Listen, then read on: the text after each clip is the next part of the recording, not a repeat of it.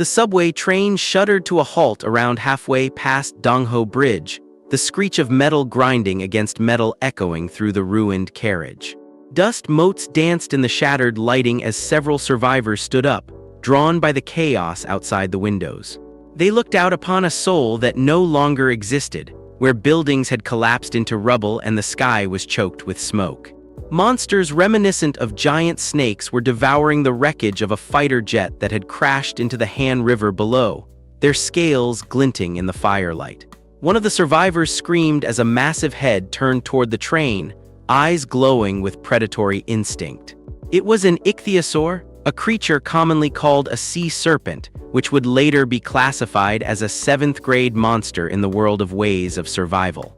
Panic surged through the carriage as people backed away from the glass, expecting the beast to smash through. However, the young man in the center of the room just looked apathetically at the approaching ichthyosaur, his hands deep in his pockets. These guys couldn't be a threat, not yet. The ichthyosaur circled around the bottom of Dongho Bridge and vanished into an air bubble, ignoring the train completely. In the world of ways of survival, scenarios took precedence over anything else. As long as they were protected by the scenario, they wouldn't have to deal with such monsters straight away. At least for now. A system window floated in the air, glowing bright blue against the dark interior of the carriage. It stated that the compensation settlement was delayed due to an unexpected scenario check. The guy knew this error was probably due to him. He looked down at Kim Namwoon's body, which only had the torso remaining, blood pooling around the severed waist. According to the original story, Kim Namwoon killed most of the people in this carriage and moved on to the next scenario. However, Dokja stopped it. If his thoughts were right, those who would be angry at Kim Namwoon's death would appear. Here, not here. They were in the sky above. A new message flashed, stating that due to the death of the character Kim Namwoon, 2 constellations showed a faint hostility towards him. Constellations were mysterious beings who sat watching from the distant nebulas, the masterminds of this tragedy. It was funny. A day ago, their positions were opposite. Now they were the ones watching him. Another notification popped up, saying a handful of constellations admired his scenario and had sponsored him 500 coins. If there were some constellations who disliked him, there would also be some who liked him. Either way, it was an uncomfortable situation. However, he couldn't do anything about them right now. It was his turn to be a clown. He picked up Kim Namwoon's Swiss Army knife on the ground and thought, feel free to watch. They will end up paying the admission fee with their lives. A voice broke the silence, asking if he was okay. He looked up and saw Yoo Joonghyuk's face. Her shoulders were sagging, exhausted from the ordeal. Blood covered her white blouse, and there was a run in her stockings. The Yoo Joonghyuk he knew was gone. The guy held Yoo Joonghyuk's hand and said he was sorry that he couldn't save the grandmother. He looked down at the body of the grandmother that was missing its head. He didn't know the name of the grandmother. In the future, many people would die in a similar manner. Yoo Joonghyuk looked at him with a complicated gaze, wondering how he was so calm. He feigned ignorance, acting as if he didn't understand her confusion. She thanked him instead, her voice trembling slightly. He belatedly thought back to the previous scene. He had thrown the net in Yoo Joonghyuk's direction. He knew what she was thinking and said it was just a coincidence. It won't happen twice. Yoo Joonghyuk nodded silently. She didn't know the truth, but she was smart. She knew what he meant. Someone lived because of his choice and someone else died. No matter how she survived, he didn't deserve a thank you. The air shimmered and the dakibai appeared, floating cross-legged in midair. He asked what on earth happened here, claiming he was just watching the other carriages. There was a mixture of delight and surprise on the dakibai's face. Twinkling stars floated over the dakibai's head. The young man counted the number of stars. 1, 2, 3. 20, 21. 21 in total. He would be happy. The dakibai laughed, noting that for 21 people to be connected to his channel was quite good, thanking the constellations for their sponsorship. The number of stars meant the number of constellations connected to the channel. 21 wasn't a lot, but it was a strange number for a beginner dakibai. The creature manipulated something in the air. A moment later, a list of survivors came up. It listed the survivors from the 3,434 train to Bulgwang, carriage 3,807. A total of 5 survivors. 5 people. There were more survivors than he thought. He looked at the faces of the survivors one by one. Lee Hyun-sung had a good physique and excellent motor skills, so it was expected that he would survive. He even expected Yoo Sang-ga to survive to a certain extent. Additionally, there was Lee Gil-young. If his guess was right, Lee Gil-young was the name of the boy standing next to him. The fluid of the crushed grasshopper was still on the boy's hands. He squeezed the grasshopper he had been given. The boy was looking at his mother, who lost her head. The boy's mother had abandoned him to join in on killing the grandmother. The boy had just watched the whole thing from beginning to end. The guy hesitated for a moment before touching the boy's shoulder. It wasn't foolish sympathy. To put it simply, this was, "That's right, hypocrisy," he called out to the kid. The boy slowly turned his head, and in his eyes, he could see the fear of death that he experienced for the first time in his life. It was an unavoidable instinct. This boy wasn't grieving his mother's death. He was just afraid of his own death. It was natural. He was human. He asked the boy if he wanted to live. The boy's eyes shook anxiously. His body trembled with a force that couldn't be resisted. Then little by little, the boy's head moved. The guy told him, "Then let's go together." Lee Gil-young moved slowly and came close to his legs. Yoo Sang-ga was watching him with an impressed expression. He unintentionally caused another misunderstanding. In fact, it was meant to be seen. However, the target wasn't Yoo Sang-ga. A notification appeared stating that a few constellations were impressed with his good deed. Constellations had sponsored him 200 coins. He couldn't help thinking that it was a low move, but he also wanted to live. Given the upcoming major events, it was essential to draw the attention of the constellations right now. Han Myung-go, whose shirt was torn, shouted from half a dozen steps away, asking if they would be released now. Department head Han Myung-go. He was a lucky human. He couldn't help wondering why Han Myung-go was riding the subway when he had so much money. This was the man who had shown off a new Mercedes-Benz S-Class not long ago. The dakibai chuckled, asking if they had looked outside. He asked if they really wanted to go out there. His words made them realize their position.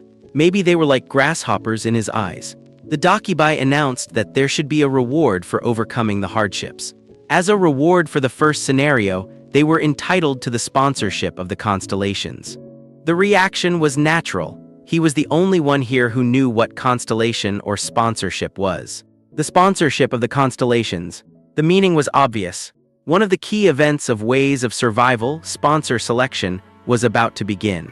The dakibai explained that right now, they were incredibly weak. If they were thrown into the scenarios that will take place, they will be killed when they meet a weak ground rat, let alone a kruk.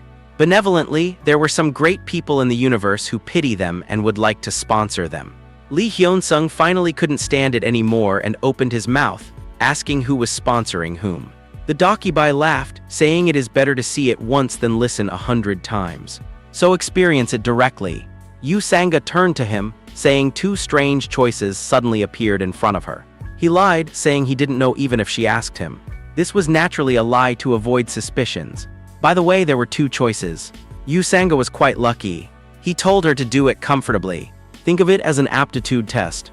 Yoo Sang-ga closed her mouth and started staring into space. It was a profound expression, as if she had encountered something curious. The others suddenly became silent. Everyone was reading the options in front of them. He also had his own choices to look at. The screen displayed sponsor selection. Please select your sponsor. Your chosen sponsor will be your strong supporter. There were 4 choices like a riddle. It meant there were 4 constellations that wanted to turn him into their incarnation.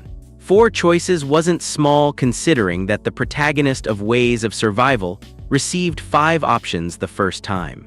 The constellations never revealed their true name.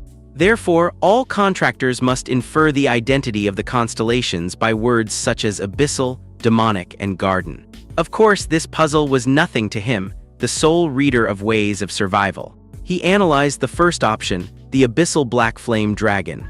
According to his memory, this constellation was a powerful entity that led the group of constellations called the Black Cloud. The advantage of this constellation was that the contractor could receive a very strong attack power. In the early days when physique and strength were in urgent need, there was no constellation as strong as the abyssal black flame dragon. Of course, that was limited to the beginning. As the power of this constellation was more frequently used, The mind became corrupted and the contractor would become a mad murderer.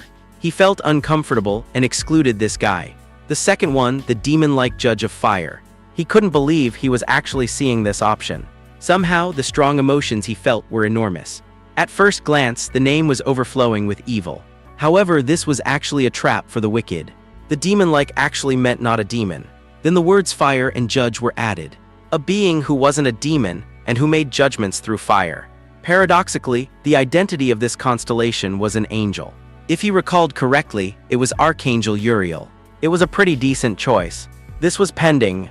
The constellations of absolute good imposed ridiculous constraints if you wanted to use their enormous power. The third secretive plotter.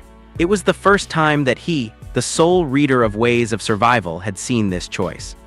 This name might have been mentioned in passing, but he didn't know it right now. However, he was certain that the owner of this constellation wasn't a very strong entity.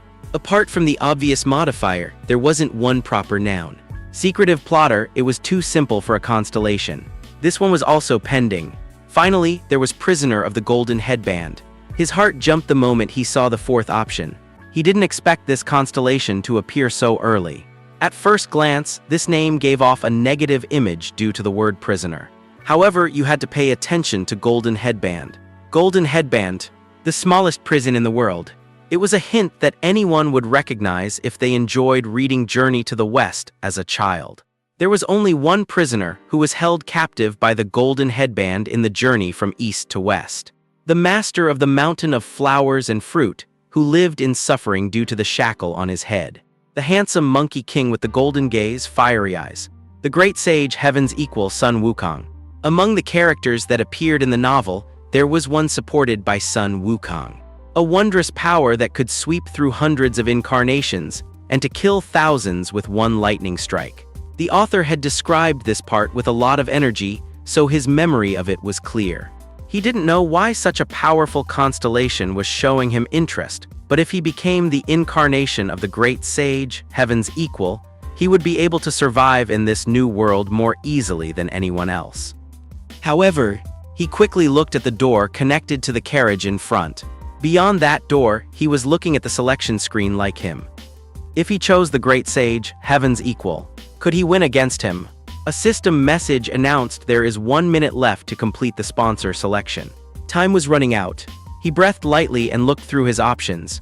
His worries didn't last long.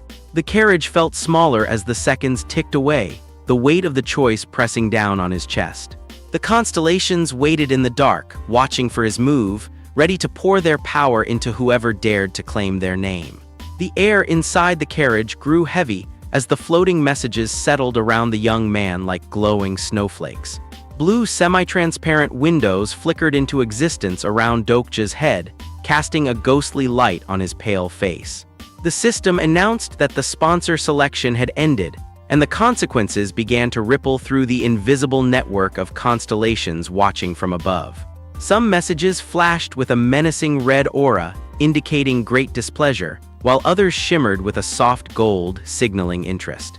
It was starting now, the real game of survival where every choice carried the weight of life and death.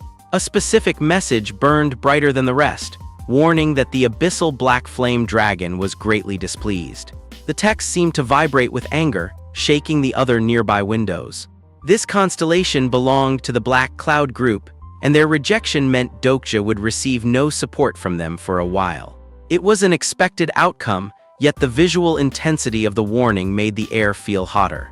In the original story, this powerful entity had supported another person, a man who would become a key figure later on.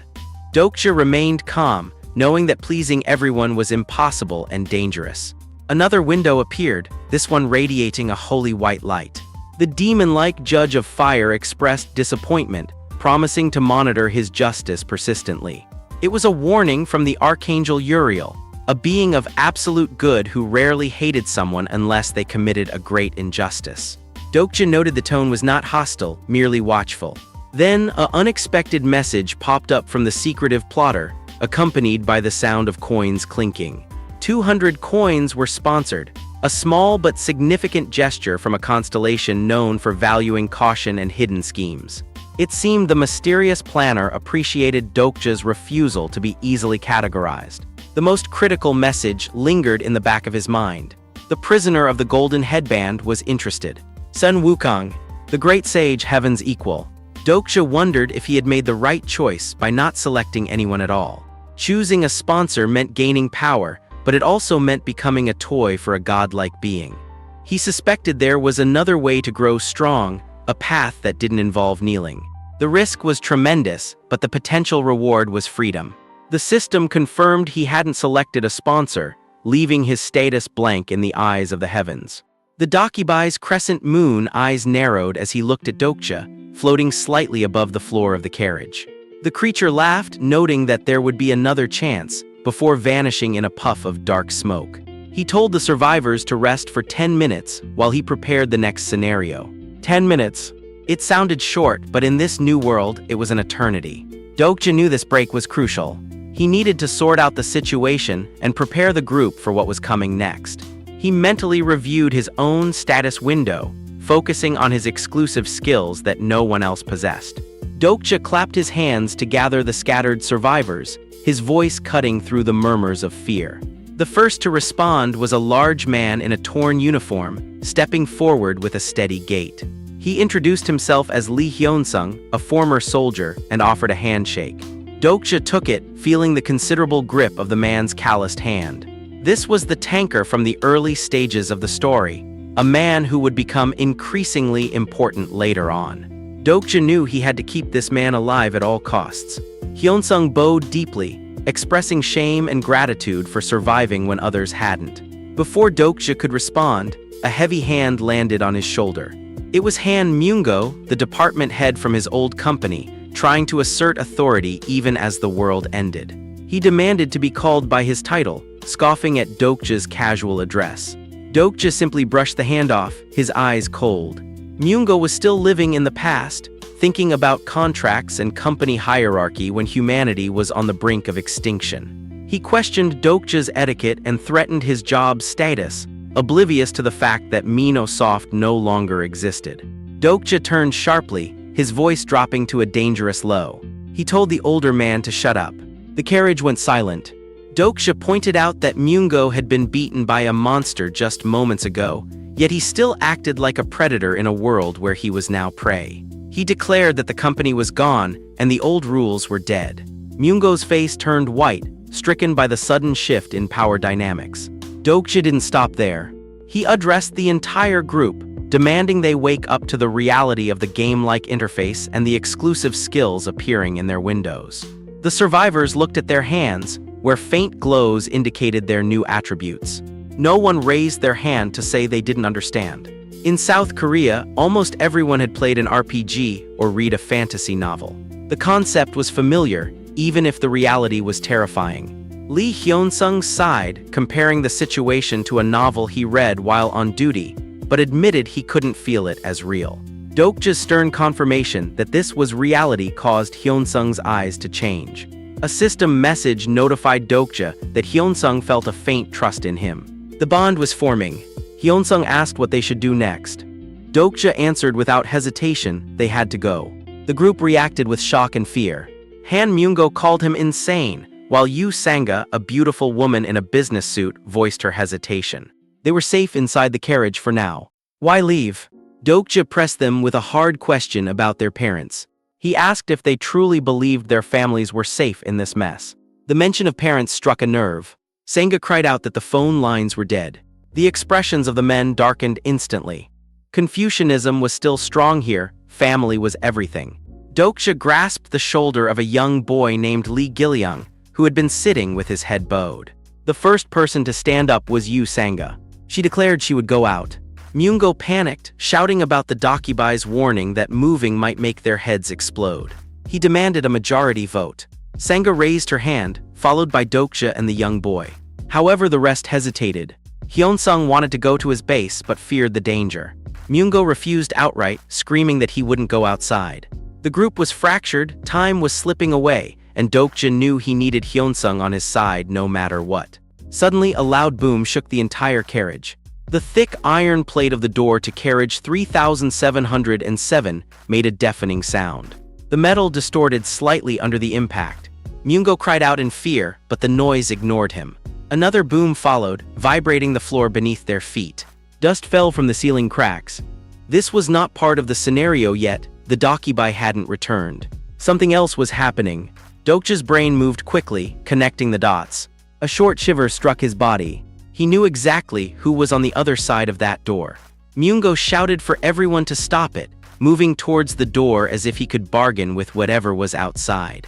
Lee Hyun-sung moved to intercept, but Dokja stopped him with a firm gesture. He told them they couldn't stop it. The iron door groaned again, the hinges screaming under the pressure. Dokja looked at the barrier with heavy eyes, knowing that the metal would not hold for long.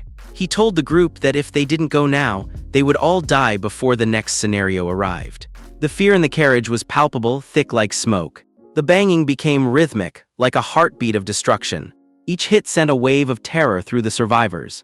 They realized that the safety of the carriage was an illusion.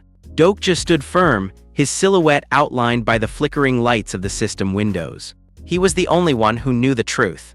The person beyond the door was the only other survivor of carriage 3707. He was the one who had killed everyone else in that car to survive. The real protagonist of this story was finally coming.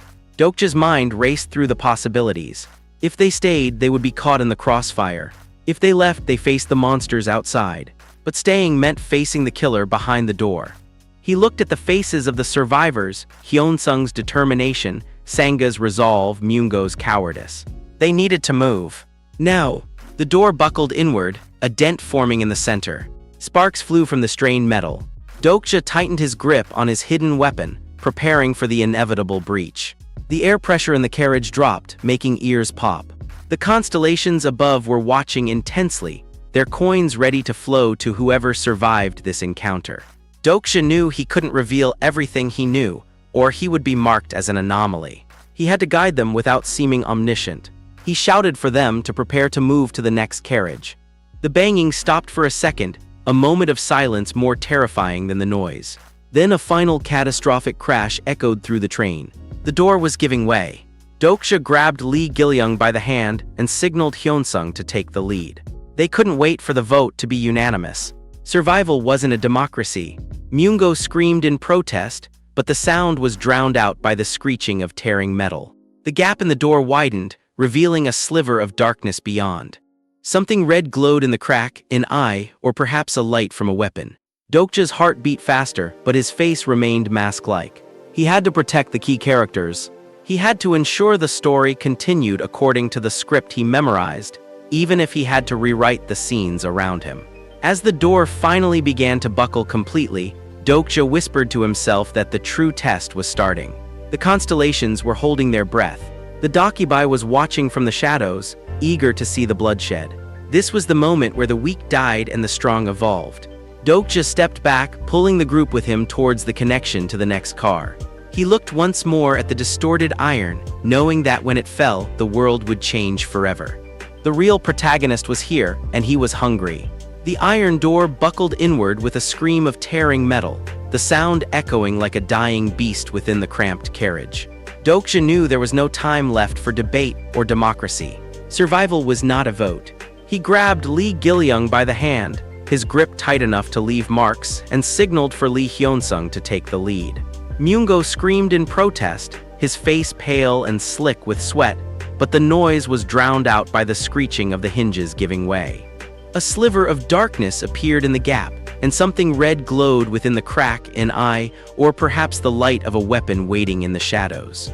Dokja's heart hammered against his ribs, but his face remained a cold mask. He had to protect the key characters.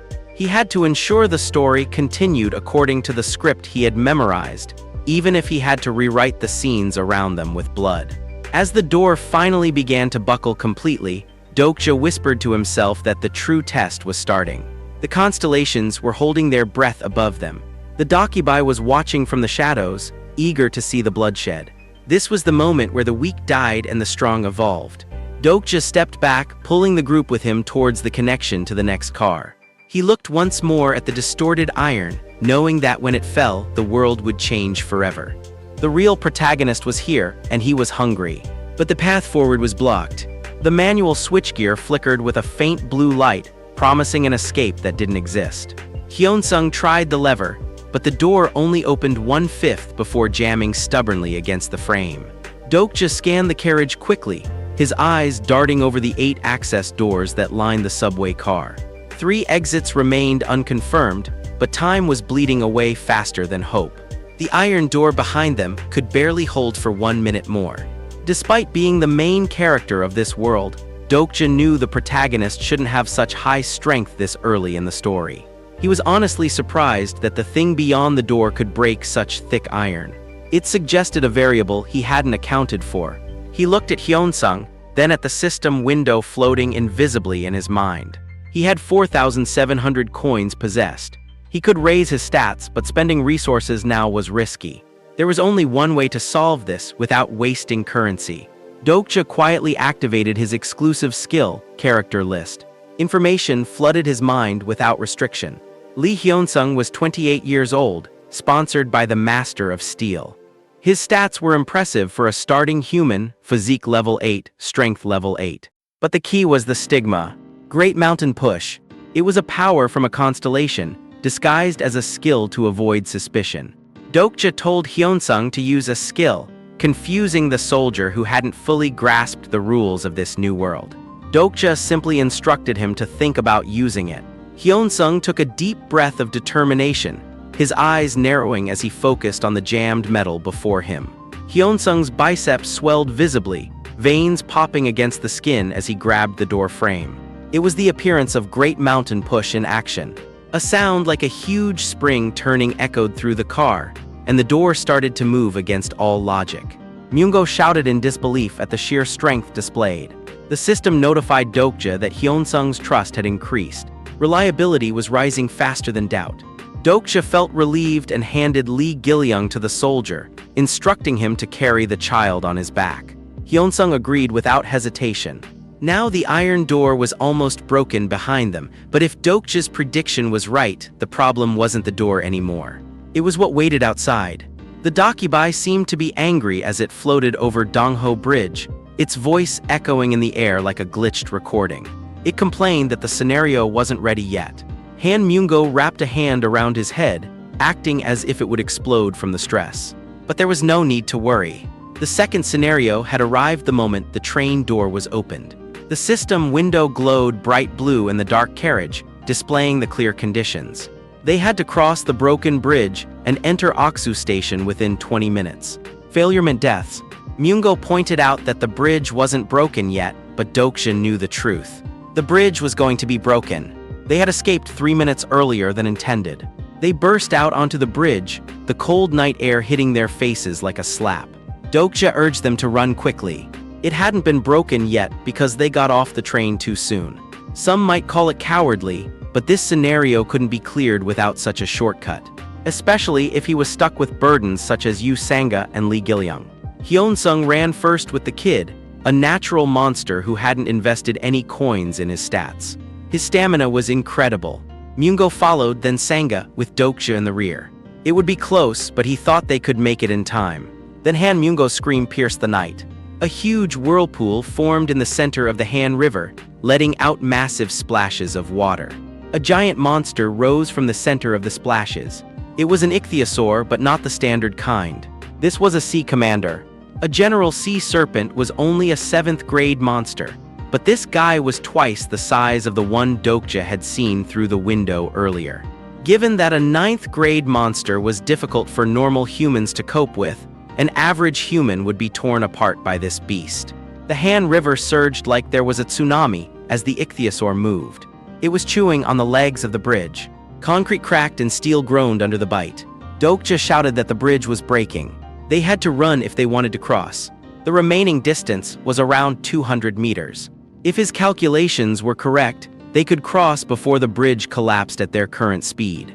But the Dakibai laughed in the sky, declaring that there was no fun if the game was too easy. The scenario difficulty was adjusted from E to D. The sound of the Dakibai's laughter was heard over the rushing water. It wanted to create a bit of atmosphere. The evil thoughts of the dead had returned. The surrounding earth filled with black ether. Demonic people woke up from the ground behind them. Yoo Sanga muttered to herself, asking if they were zombies. Zombie-like bodies came in huge waves. Some of them were people from the same carriage as them. They just needed to go a little further. The distance to the ichthyosaur was now less than 100 meters. Fortunately, Lee Hyun-sung carried Lee Gil-young and had crossed the safety line. The problem was the rest of them, including Dokja. Han Myung-go shrieked at the bastards chasing them. There were too many demonic people. If there were only corpses from the subway, they might have gotten away. The problem was the drivers who died on the bridge had become demonic people too. The path that Lee Hyun-sung broke through was now covered with them. Dokja looked between the demonic people on the road and the approaching ichthyosaur. He told everybody to get down. It was too late. The legs of the bridge shook tremendously as the ichthyosaur's huge mouth bit down. Quaing! The sound was deafening. The scales of the ichthyosaur shone through the dust that poured down onto the Han River like rain. A fishy smell of blood and water filled the area. Dokja staggered and raised his body. Once the dust went away, the scenery around him was clear. Piles of shattered concrete and cut steel lay everywhere. The carcasses of the demonic people which the ichthyosaur had cleanly bitten through were scattered like toys. The legs of the bridge were broken. Yoo Sanga and Han Myung-go raised their bodies from a little further away.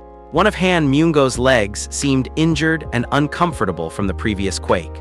Lee Hyun-sung and Lee Gil-young cried out from across the bridge, but their voices were blocked by the safety zone. Dokja wondered what he should do. He had made plans on the basis of the bridge breaking, but he hadn't expected Han Myung-go and Yoo Sanga to be stranded with him. At that moment, a voice was heard in the air. Someone had received the favor of a constellation. The constellation's scenario Deus Ex Machina had been activated. Along with the voice, a brilliant bridge made of light was created among the remnants of the broken Dongho Bridge. Then a message floated in front of Dokja.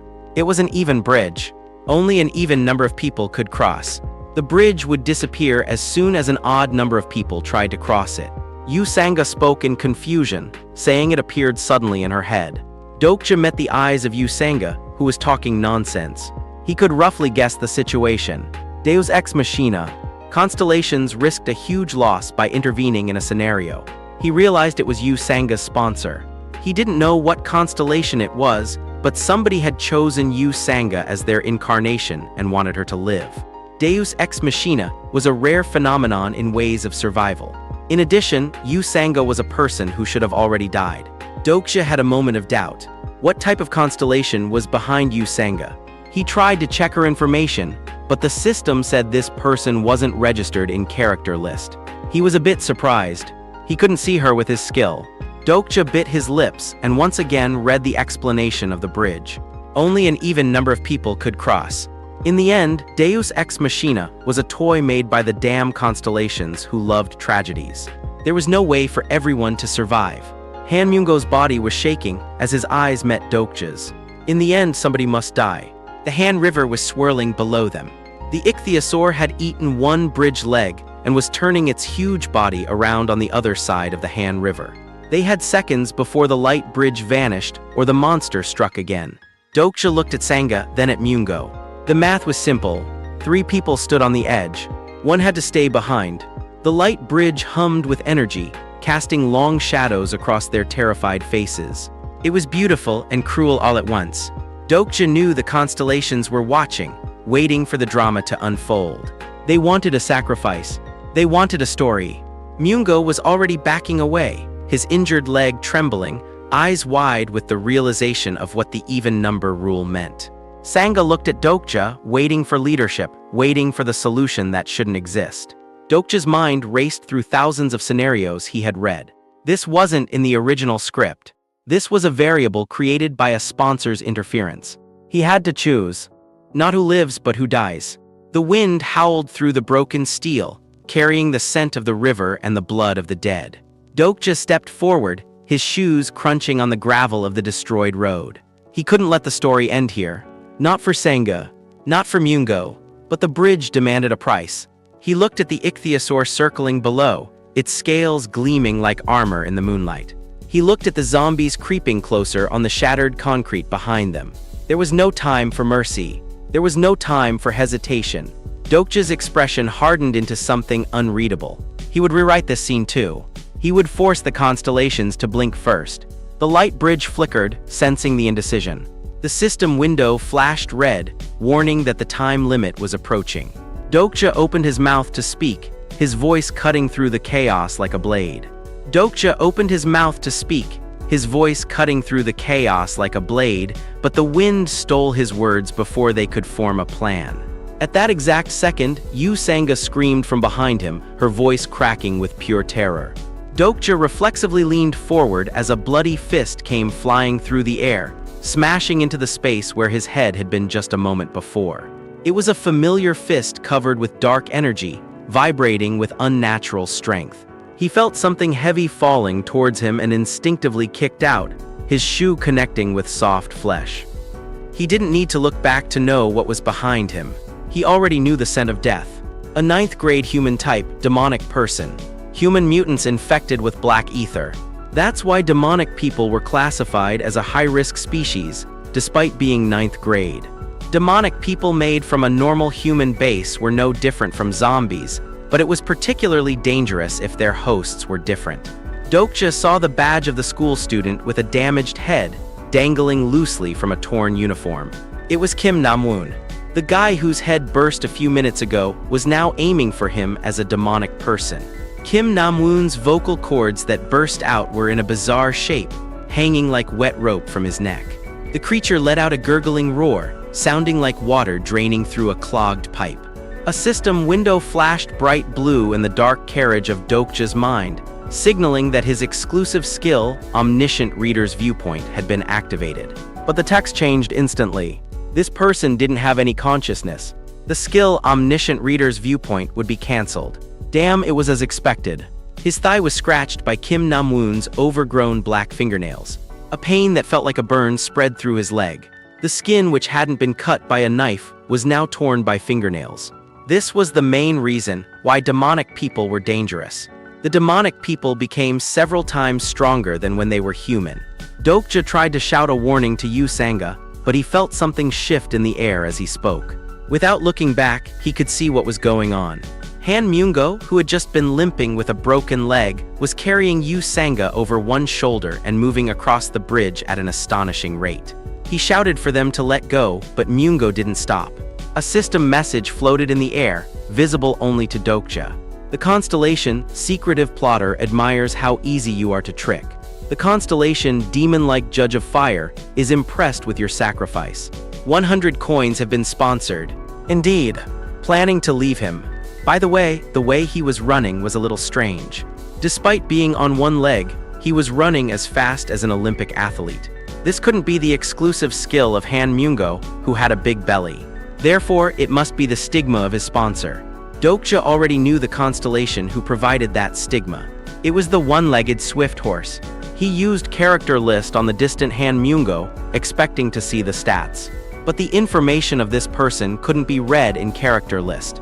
Once again, character list didn't work properly. Dokja looked at the message window floating in front of him and laughed bitterly. This person isn't registered in character list. He was thinking too hard when it meant literally that. Character list literally read the information of characters. Yoo Sanga and Han Myungo were characters who didn't originally appear in Ways of Survival. They were people who would have died if he hadn't saved them. It was natural that he couldn't confirm their information with character list. On one side, the incoming Kim Namwoon and demonic people were jabbering nonsense at him. On the other side, Han Myungo was already halfway across the bridge. Lee Hyunsung and Lee Gilyoung had already entered the safety zone across the bridge, so he couldn't ask for help from them. This was truly a predicament. He couldn't cross the bridge alone. His brain moved quickly. Should he capture one of the demonic people and cross the bridge? It was worth trying, but the success rate was too low. Unlike the name, the demonic people were categorized as non-human, meaning they didn't count as a person. Several demonic people lost their balance and fell down the bridge. The fallen demonic people became the food of the ichthyosaur. Like a piranha, the ichthyosaur broke the demonic people into dozens of pieces in an instant. Distant fear came flooding back in. If the number of people on the bridge became odd, for even a moment he would be like them. It was impossible to cross alone. Then, let's take it slow, he muttered as he attempted to control himself. Right now he needed to remain calm. There were still a few usable methods, but the important thing was to handle matters in front of him.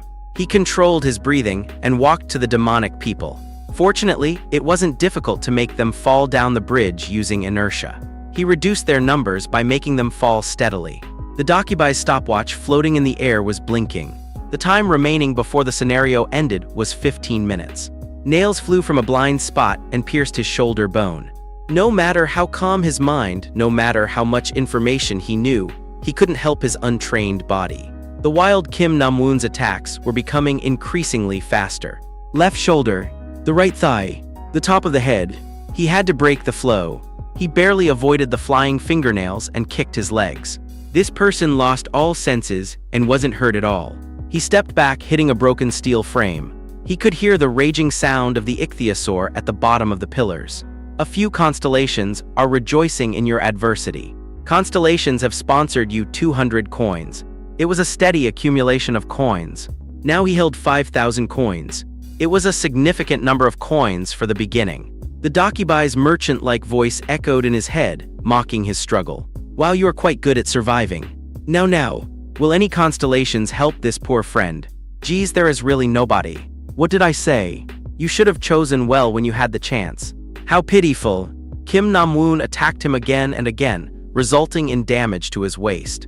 Of course, he also injured Kim Namwoon's left side with the knife. Thanks to that, his stomach was hanging out like a skipping rope. In order to kill a demonic person, he had to completely destroy the heart. However, the skin of a demonic person was hardest near the heart. The Swiss Army knife wasn't able to pierce it with sharpness alone. Damn it, it wouldn't be so hard if he had just one combat skill. Suddenly, a new window popped up. The exclusive skill bookmark is activated. Character bookmarks is activated. Available bookmark slots 3. Bringing up the list of available bookmarks. People listed in the bookmark slots.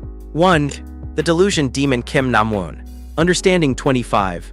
2. Steel Sword Lee Hyun-sung. Understanding 35. 3. Empty slot. Bookmark. He'd read over 3,000 chapters of Ways of Survival, and he never saw this skill name before. Still, he intuitively knew how to use it. Activate bookmark number 1. There was the feelings of pages turning in his head. It was the scenes of Kim Namwoon in Ways of Survival. Memories crowded in, and all of his muscle nerves started to tense up. The power of another person was spiking within him. The number 1 bookmark has been activated. The level of the bookmark skill is low, shortening the activation time. Activation time, 1 minute. 1 minute. That was enough. Your understanding of the character is low, so only a part of the character's skill is activated. Blackening LV. 1 has been activated. Kim Namwoon was breathing roughly as he rushed towards him. His body was covered with a black energy that was threatening him. Dokja firmly placed strength on the heels of his feet and rushed towards Kim Namwoon. If they had the same skill, he absolutely wouldn't lose. At this moment, he really was Kim Namwoon. He was the crazy killer who ruled the world of Ways of Survival with the protagonist. In a situation where blackening was properly played, the delusion demon of the battlefield couldn't be easily beat. The Swiss Army knife cut through uncomfortable sensations. It tore through muscles and flesh. From the upper left arm to the heart, there was the sound of a whole human being cut up as Kim Namwoon staggered. The young man who felt pessimistic towards the world and dreamt of breaking away from it. If Ways of Survival hadn't started, he might have gone to university after sitting his CSAT and enjoyed campus life. Don't want to die. Dokja watched Kim Namwoon falling down the bridge without saying farewell. Despite him being a hated figure, he couldn't help feeling strange emotions. Your understanding of the character Kim Namwoon has increased. The number 1 bookmark has been disabled. A surge of fatigue overcame him as the power went away. It was hard, really hard. There were 10 minutes remaining. There were still many demonic people moving about. It was unreasonable to take on so many even with level 10 physique. However, from the beginning, he had no intention of taking care of them alone. It was a little late, but he should appear around now. A crackling sound echoed like someone had been waiting. He knew it. He thought he would do reckless things in order to gain achievements and donations. Crunch. It was obviously the sound of a person's flesh colliding with another body, but it sounded more like a mace crushing flesh. In fact, he had collected this many coins and thought it would be worth challenging the protagonist. Now he realized how mistaken he was. From the stationary train, the demonic people were thrown away in a straight line, as if a tank had rushed through. Was this really a scene caused by a human? The headless demonic people realized that something was strange and started turning around. However, it was too late. The man destroyed all the demonic people threatening him and appeared in front of him. An overwhelming force without any weapons. He beat the demonic people with only 2 fists. Dokja had prepared his mind in advance, but sweat still flowed down his back. Dealing with this guy, it was absolutely impossible. He couldn't win even if his overall stats rose by more than double what they were now. The man's cool gaze turned to him. "You, who are you?" Dokja reflexively turned on Character List in order to overcome the fear. The exclusive skill, Character List, is activated. There is too much information about this person. Character List is converted to Character Summary. Character Summary. Name Yoo Joonghyuk. Exclusive attributes, Regressor. Third turn. Myth. Pro Gamer. Rare. Exclusive skills, Sage's Eye. Level 8. Hand-to-hand combat. Level 8. Weapons training. Level 8. The list of exclusive skills continued endlessly. Before he could get to the end of the list, a rugged hand appeared and grabbed his neck. "You, how the hell are you alive?" The first way to survive in a ruined world. The one who proved that method was right in front of him. Regressor Yoo Joonghyuk. The grand tragedy of this world began with this person. Dokja stared into the eyes of the man who had returned from death itself, knowing that the story he had read for 10 years was finally colliding with reality. The bridge swayed beneath them, the ichthyosaur waiting below, and the constellations holding their breath. This was no longer a recap of a novel. This was the beginning of the end. The scene hanging over the Han River was nothing short of surreal. A grown man dangled in midair, held up by nothing but a single hand gripping his throat. The young man in the black coat swung slightly with the wind, his feet kicking uselessly over the abyss. Below them, the dark water churned as massive ichthyosaurs circled like sharks smelling blood.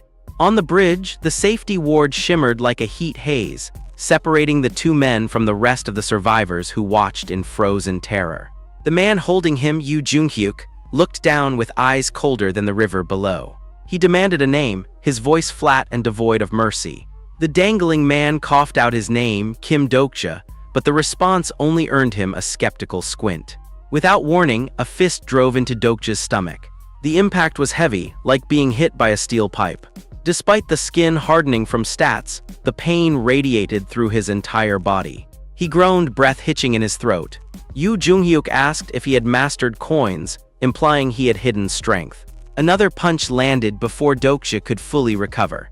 This time, the young man raised his arms to block. The collision sent a shockwave through his bones, but he held his ground.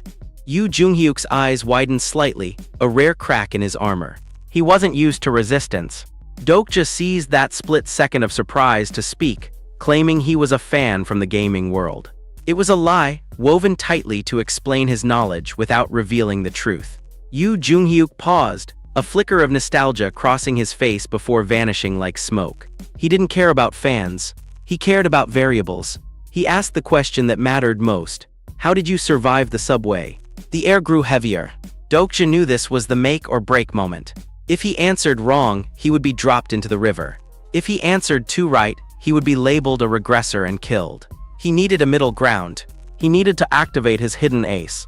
A blue system window flashed in his vision, notifying him that his understanding of the character had reached a critical threshold. The exclusive skill, Omniscient Reader's Viewpoint, Stage 2, was ready to unlock. Dokja accepted the activation. Suddenly, thoughts flooded his mind like a bursting dam. He could hear Yoo Joonghyuk's internal monologue as clearly as spoken words. The regressor was wondering how the carriage survivors changed. He was planning to kill Dokja if he found any disturbing elements. The waterfall of thoughts was dense, filled with killing intent and calculation. Dokja smiled slightly, the corners of his mouth twitching upward despite the danger. He began to speak, crafting a story of luck and chance. He talked about an explosion in the front carriage. He talked about a child dropping an insect net. It was concise, accurate, and just vague enough to pass scrutiny. Yoo Joonghyuk listened, his mouth slightly open in surprise. The future had changed. In his previous lives, everyone in that carriage had died except 2 specific people. Now others survived. He stared at Dokja, searching for a lie. He wondered if this man was another regressor. If so, he had to be eliminated immediately. The killing intent spiked, visible like steam rising from hot pavement. Dokja quickly countered the suspicion. He pointed to the boy, standing beyond the safety ward. He told Yoo Joonghyuk to ask him about the net. It was a bold move, using a witness to cement the lie. Yoo Joonghyuk looked over, his mind racing through memories of past turns. The regressor's thoughts shifted. He realized the explosion was caused by his own actions in this turn. He had killed people earlier, changing the flow of events. This man wasn't a regressor. He was a variable caused by Yoo Joonghyuk himself. The mental pain of remembering those deaths flickered across the regressor's face for a split second. Dokja felt it through the skill connection. The empathy was overwhelming, a ghost of suffering from hundreds of failed timelines. Dokja asked if the questions were over. He suggested they move to Oksu Station together. Time was running out. The scenario completion timer was ticking down in the corner of his vision. Yoo Joonghyuk narrowed his eyes. He was too careful.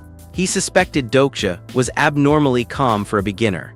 He suspected Dokja had killed his own teammate, Kim Namwoon, to gain strength. The regressor decided to peel back the layers. His right eye began to glow with a golden light. It was the Sage's Eye, an SS-grade detection skill that revealed everything: attributes, skills, hidden truths. Dokja knew what was coming. If that light touched him, his unique status as a reader would be exposed. But he also knew he didn't know his own stats. This was a risky gamble. He needed to see his own window, even if it meant Yoo Joonghyuk saw it too. Sparks flew in the air as the golden light hit Dokja's face. But instead of revealing data, the light shattered. A new system window popped up, glowing with a strange, dark energy. The exclusive skill, Fourth Wall, had activated. It detected the intrusion and blocked it. Yoo Joonghyuk staggered back, clutching his eye in confusion. He demanded to know Dokja's identity. The air crackled with unresolved power. Dokja didn't know he had a skill that could defend against Sage's Eye. It was a hidden trait of his unique constitution. Now Yoo Joonghyuk was more suspicious than ever. He didn't trust what he couldn't understand. His mind made up a new theory. He thought Dokja was a prophet. In the world of the novel, a prophet was the only attribute that could nullify detection skills and see the future. There was only supposed to be one. Yoo Joonghyuk asked if Dokja could use future sight. Dokja didn't confirm or deny. He simply said it was something similar. He stared straight into the regressor's eyes and made his pitch. He told Yoo Joonghyuk that he knew the future too. A system message confirmed that the lie detection skill found this statement to be true. Dokja did know the future after all. He had read the entire story. Yoo Joonghyuk's eyes widened. The possibility of a companion who could fill the gaps in his knowledge was tempting. Dokja pressed the advantage. He reminded Yoo Joonghyuk that his knowledge was not perfect. Every time he regressed, the world changed. He was walking into the unknown. Dokja offered to be the guide for the parts Yoo Joonghyuk couldn't see. There was 1 minute left to clear the scenario. The timer counted down in bright red numbers. Yoo Joonghyuk lowered his head, thinking. He weighed the risk of keeping a dangerous variable against the benefit of having a prophet. The seconds ticked away. 50 seconds. 40 seconds. The tension on the bridge was thick enough to choke on. Finally, Yoo Joonghyuk raised his head. He decided to accept the companion. The exclusive skill, Omniscient Reader's Viewpoint, turned off due to mental fatigue. Dokja felt the connection sever, leaving him blind to the regressor's thoughts again. Yoo Joonghyuk started dragging him across the even bridge toward the safe zone. The grip on his collar remained tight. They were almost there. The safe area was just steps away. Then Yoo Joonghyuk stopped. He said he had one last question. He asked if a prophet should know their own future. The grip tightened. Dokja was lifted higher. His feet dangled over the edge again. Below, the ichthyosaurs jumped, mouths gaping wide, ready to catch the falling prey. Yoo Joonghyuk asked if he should let go. The wind whipped around them. The smell of blood and river water filled Dokja's nose. He knew this test. He knew the character standing in front of him better than anyone else. He closed his eyes and thought about the core of Yoo Joonghyuk's personality. He was a man who valued utility over morality, but also respected strength and conviction. There were 20 seconds left on the timer. Dokja came to a conclusion. He looked at the approaching sea commander in the water. He looked back at the regressor. He stated 2 conditions. He was not a subordinate. He demanded fair treatment. Dokja smiled, a sharp, dangerous expression.